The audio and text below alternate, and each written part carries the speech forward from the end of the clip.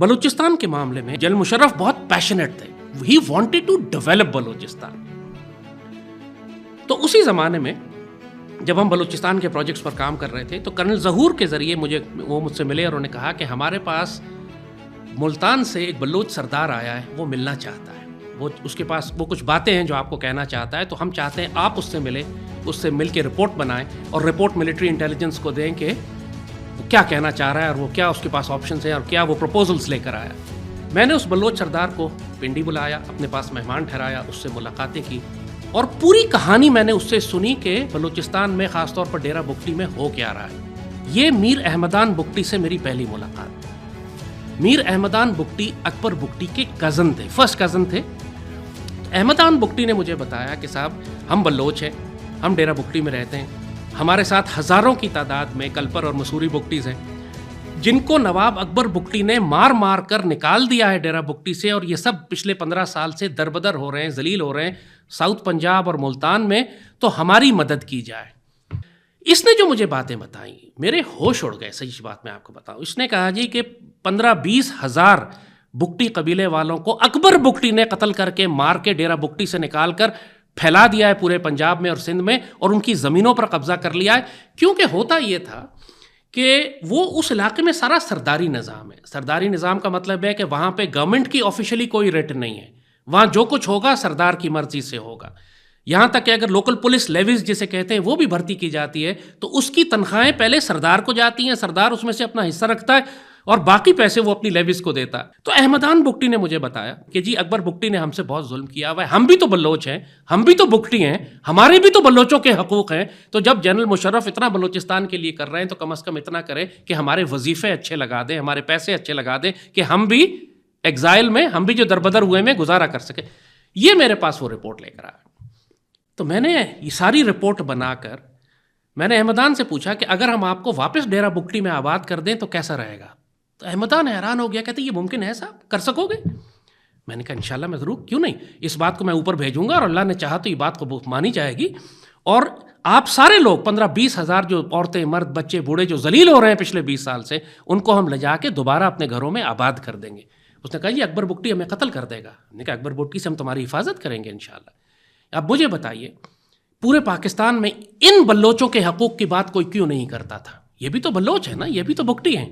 مشرف نے اپروول دے دی کہ یہ سارے بگٹیز جو ذلیل ہو رہے ہیں پورے پاکستان میں, ان کو جمع کر کے دوبارہ ڈیرہ بگٹی میں آباد کر دو. اب جب یہ بات اکبر بگٹی تک پہنچی تو اکبر بگٹی نے بغاوت کر دی. اب ظاہر ہے اکبر بگٹی تو کبھی قبول نہیں کر سکتا تھا. آپ لوگوں کو یاد نہیں ہوگا لیکن یہ وہ وقت ہے کہ جب پورے پاکستان کی گیس سپلائی لائن بند ہو گئی تھی. اس نے گیس لائنیں توڑ دی تھی, تباہ و برباد کر دی وہاں پہ گیس لائنز کو, بلیک میل کرنے کے لیے ریاست کو. چودھری شجاعت اور مشاہد حسین اور یہ سارے لوگوں نے مشرف پر پریشر ڈالنا شروع کر دیا کہ اکبر بگٹی کی بات مان لیں, کسی صورت میں ان ایگزائل بلوچوں کو دوبارہ لا کر آپ نے ڈیرہ بگٹی میں آباد نہیں کرنا. سوچیں, انہوں نے باقاعدہ ایک بلوچستان پر رپورٹ بھی بنائی اور اس رپورٹ کے پہلے صفحے پر لکھا تھا چودھری شجاعت صاحب نے کہ اکبر بگٹی کا بڑا احسان ہے میرے باپ کے اوپر, چودھری ظہور الہی کے اوپر, لہٰذا میں اس احسان کا بدلہ اس طرح اتاروں گا کہ میں ریاست کی پوری طاقت لگا کے اکبر بگٹی کو سپورٹ کروں گا چاہے کچھ بھی ہو جائے. یعنی ان للہ و انا الیہ راجعون, نیشنل انٹرسٹ گڈھے میں جائے, پورا ملک تباہ و برباد ہو جائے, آپ اپنے ابا کا احسان اتار رہے ہیں, اس طرح زیادتی نہیں کر سکتے آپ. پی ٹی وی پر احمدان بگٹی کو لے کر آنا تقریباً ایک ناممکن کام تھا. جب مشاہد حسین اور چودھری شجاعت کی حکومت پابندی لگا چکی, وہ پی ٹی وی ان کے انڈر میں ہے, ارشد خان اس وقت پی ٹی وی کا ڈائریکٹر تھا.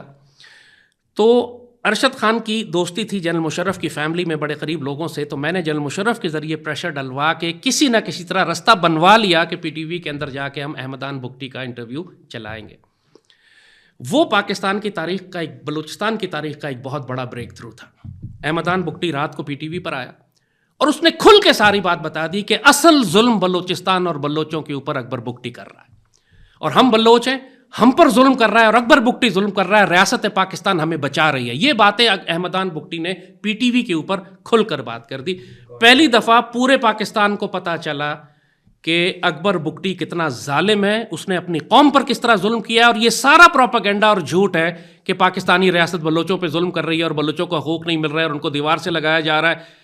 اصل میں اکبر بگٹی خود ظالم تھا اور اپنے ہی قبیلے پر ظلم کر رہا تھا، اور اربوں خربوں روپیہ ریاست کا جو اس قبیلے کا حصہ تھا وہ یہ ہڑپ کر جاتا تھا اور اپنے قبیلے پر خرچ نہیں کرتا تھا۔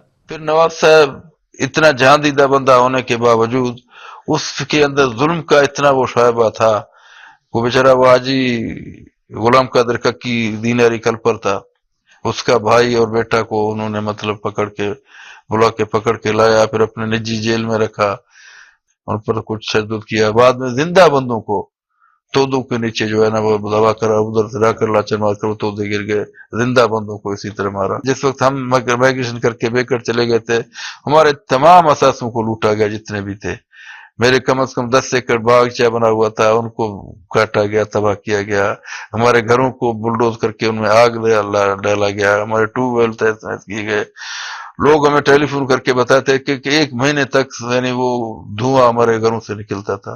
تو اس انٹرویو کے بعد ماحول بدل گیا پورے پاکستان میں۔ اب جنرل مشرف بھی کانفیڈنٹ ہو گیا، آرمی بھی کانفیڈنٹ ہو گئی، تو آہستہ آہستہ کر کے ڈیرہ بگٹی ان سارے قبائل کو، احمدان بگٹی اور اس کے ساتھ جتنے بھی مسوری اور کلپر تھے، ان کو لے جا کے ڈیرہ بگٹی میں آباد کیا گیا۔